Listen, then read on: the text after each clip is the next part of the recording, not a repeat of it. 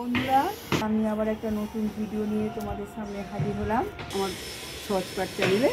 আমি মিতা চক্রবর্তী। বন্ধুরা সব কেমন আছো? নিশ্চয়ই সবাই ভালো আছো। আজও আমি একটা নতুন রান্নার রেসিপি নিয়ে চলে এসেছি।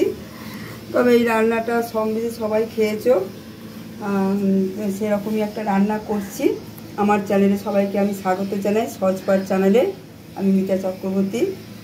আর আজকে যে রান্নাটা করব আমি, তার ইনগ্রিডিয়েন্টস হচ্ছে পনির আর গোবিন্দভোগ চাল। এই দিয়ে আজকে পদটা আমি তৈরি করব। তোমরা দেখতে থাকো, আর বেশি কথা বাড়াচ্ছি না। তোমরা স্টেপ বাই স্টেপ দেখতে থাকো কীভাবে কী করছি।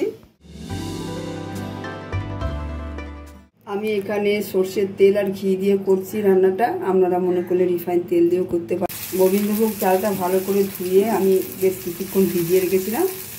সেটা ভালো করে ছেঁকে নিয়ে আমি একটু অল্প ফ্রাই করে রেখে দেবো।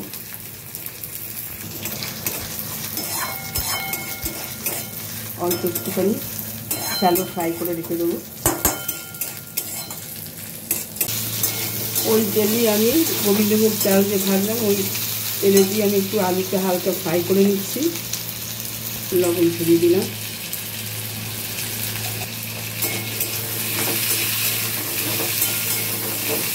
পনিরটা একটু হালকা করে আমি ভেজে নিচ্ছি ঘি আর সর্ষের তেল দিয়ে। আপনারা বাবু অনেকে রিফাইন তেল দিয়ে ভেজে নেবেন। যেমন আপনারা মুড়ি ঘন্ট করেন, এটা সেই টাইপেরই হয়। মুড়ি ঘন্ট মানে ওই মাছের মাথা দিয়ে যে মুড়ি ঘন্ট, সেটা আমি পনির দিয়ে করছি। এবং নিরামিষ যেহেতু সেহেতু ঘি, একটু গরম মশলা সব দিয়ে বেশি ভালো লাগে খেতে। ওই তেলে দিয়ে বন্ধুরা আমি এখানে গরম মশলা দিয়ে দিলাম দুটো, একটা তেজপাত ভাজ করে, লঙ্কা আর ছোটো এলাচ আর দারচিনি। এখানে আমি আদা, টমেটো একটা আর কাঁচা লঙ্কা বাটা তিনটাকে একসাথে পেস্ট করে নিয়েছি। আমি এখানে এক এক করে সব গুঁড়ো মশলাগুলো দিয়ে দিয়েছি।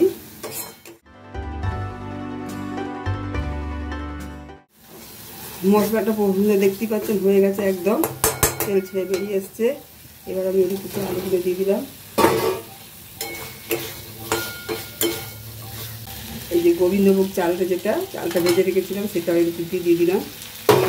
উপর দিয়ে একটুখানি গরম মশলা দিলাম, স্বাদ মতো নুন দিয়ে। এটা একটুখানি সেদ্ধ হয়ে যাওয়ার পর তারপরে আমি যে কাজু বাদাম আর চারমগজ ওখানে বেটে রেখেছি এর উপর দিয়ে তারপর দিয়ে দেবো। এবার আমি চাল আলু সেদ্ধ হয়ে গেছে, এর উপর দিয়ে আমি ভাজা পনিরটা দিয়ে দিলাম।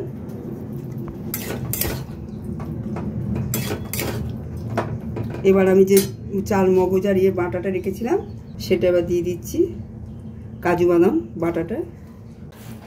যেহেতু একটু মিষ্টি মিষ্টি হয়, তবুও আমি একটু লঙ্কা দিলাম, একটা লঙ্কা বাটা দিয়েছি, আর উপর থেকে কটা কাঁচা লঙ্কা ছড়িয়ে দিলাম। বন্ধুরা, তরকারিটা রান্নাটা আমার হয়ে এসছে। দেখতে পেলেন কীভাবে কী করছি। মিষ্টি দিয়ে দিচ্ছি, হয়ে এসছে বন্ধুরা। দেখতে পেলেন কীভাবে কী করলাম। এমন কিছু কঠিন নয়, নিরামিষ পদ বলে এটাকে আমি উপর দিকতে আর একটু ঘি একটু ছড়িয়ে দেবো। একটু বেশি করে ঘিটা দেবো, বেশ গন্ধ লাগবে, আরও বেশি খেতে বেশ ভালো লাগবে। হ্যাঁ, সেই মিষ্টি দিয়ে দিলাম, একটুখানি কিশমিশ, আর উপর দিক দিয়ে একটু ঘি ছড়িয়ে দেবো। একটু উপর দিক দিয়ে একটু ঘি ছড়িয়ে দিলাম। বেশ গন্ধ ছেড়েছে, যেহেতু গোবিন্দভোগ চালের গন্ধ। আর একটু গন্ধটা বাড়ানোর জন্য ঘিটা দিয়ে দিলাম, চারিদিকে মোমো করবে।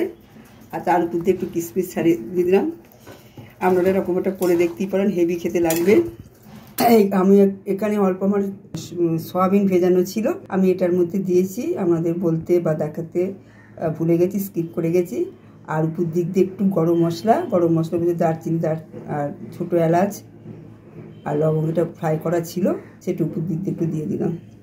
হ্যাঁ, এটা বন্ধুরা আপনার লুচি, পরোটা বা পোলাওয়ের সাথে এটা খুব ভালো যাবে। ভাতের সাথেও ভালো লাগবে, সবের সাথেই খেতে পারবেন এটা। আজকের মতো এইটুকুনি, আবার পরে কোনো ভিডিওতে দেখা হবে। আর ভালো লাগলে অবশ্যই ভিডিওটি লাইক, শেয়ার, কমেন্ট করতে ভুলবেন না। বেল আইকনটিতে অবশ্যই প্রেস করবেন, সবার আগে নোটিফিকেশান পেয়ে যাবেন। শেষ করছি, পরে কোনো এপিসোডে আবার দেখা হবে। As little student.